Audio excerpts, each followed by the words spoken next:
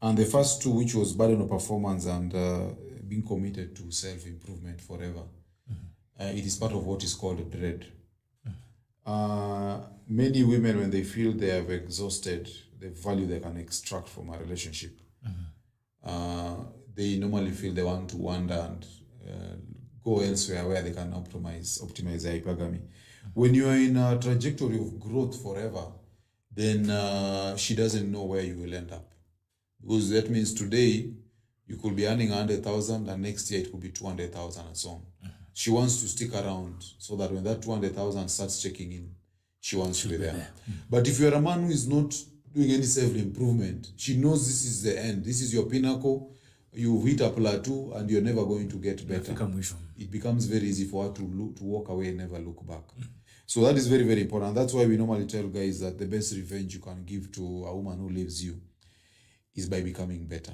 So that when she looks back, she is really too pambao. Okay? She should not say I was right. yeah. She don't say, but if she looks back and sees the same loser, you are just a bum who is wallowing there making excuses, then she'll face this guy is a bogus fellow. But you see now our friends will be telling her, hey, uliacha kevo lakini siku hizi kevo. Nimeona juzi anaendesha Range Rover. Hey, that's what happened. Anaanza kusema kuna ile message ya hi. So that is what happens. And there's something, the 2 points Magnus has mentioned, which are very important. Maintaining individuality can actually strengthen long-term relationships. You know, the unfortunate thing is, most of what we are taught in Hollywood and in mainstream media, they tell you to be agreeable, that you need to talk. Even the church teaches you these things. You need to agree. And they tell you that agreeing normally is good for your relationship. But actually, the opposite is true. Relationships are not based on sameness. It's based on polarity. Polarity is what makes you and your wife become attracted to each other. Not sameness and not agreeableness. And then the last one is embracing masculinity. I'll refer guys to, there's a book called The Book of Puck. I don't know that this book is actually hardcover. I don't know. But that book, men should look for that book. It's called The Book of Puck.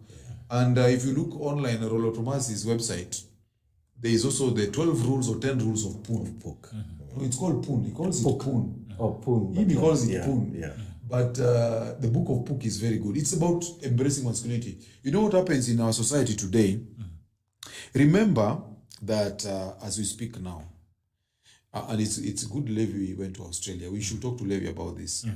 You know, there's a school called Brower School in Australia where boys were told in an assembly one morning to just step forward and say that they are sorry. And what are they sorry about? They are sorry to all the girls in the school. And they're just being sorry for being a boy or for being a man.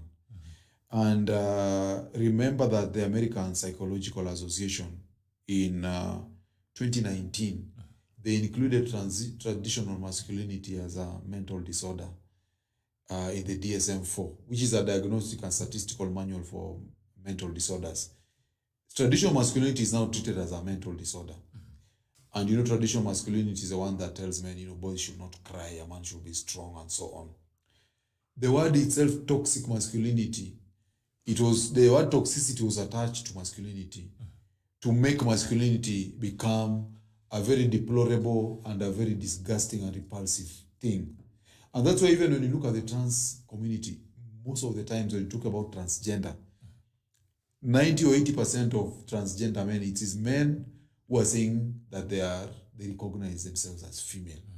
So the Book of Poon just tells men to embrace their masculinity, not to be ashamed of being masculine, and to live